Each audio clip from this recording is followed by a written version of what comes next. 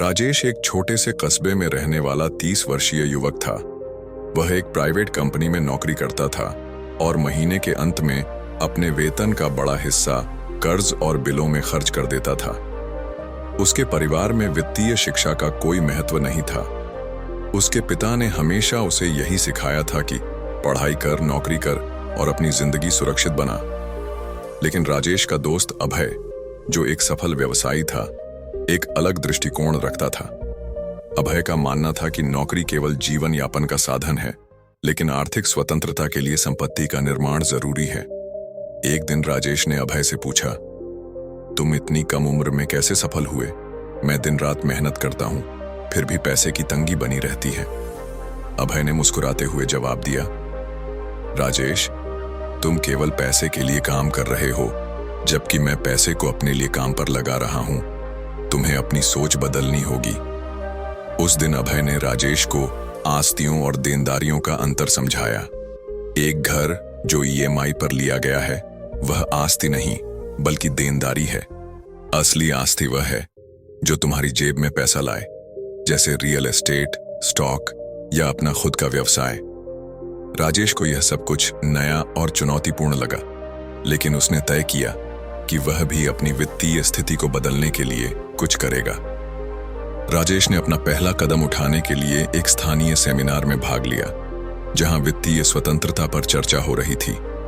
वहां उसने सीखा कि पैसे को समझदारी से निवेश करना और खर्चों को नियंत्रित करना कितना जरूरी है। राजेश ने सबसे पहले अपनी खर्च की आदतों का विश्लेषण किया।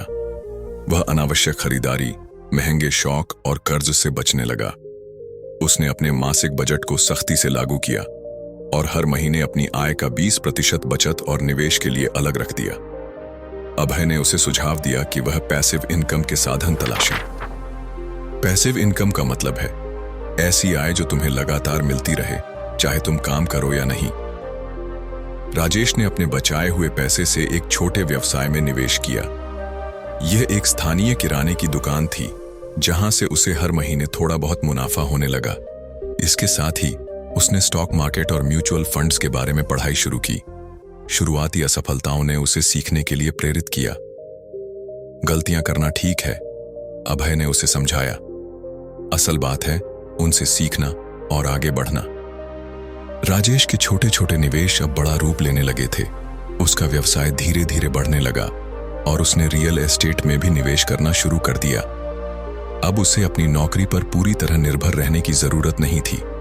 एक दिन उसने महसूस किया कि उसका मासिक पासिव इनकम उसकी नौकरी की सैलरी से अधिक हो गया है। यह उसके लिए गर्व का पल था। उसने नौकरी छोड़ने का निर्णय नहीं लिया, बल्कि अपनी आय के स्रोतों को और मजबूत करने पर ध्यान केंद्रित किया। राजेश अब दूसरों को भी वित्तीय शिक्षा देने लगा।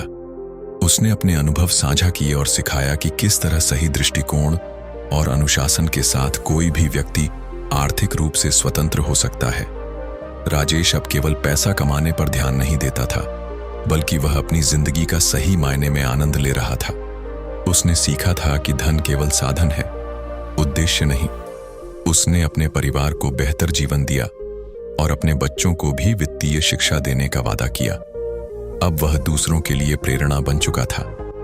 राजेश की कहानी हमें यह सिखाती है कि सही शिक्षा, धैर्य और मेहनत से कोई भी व्यक्ति अपनी आर्थिक स्थिति बदल सकता है।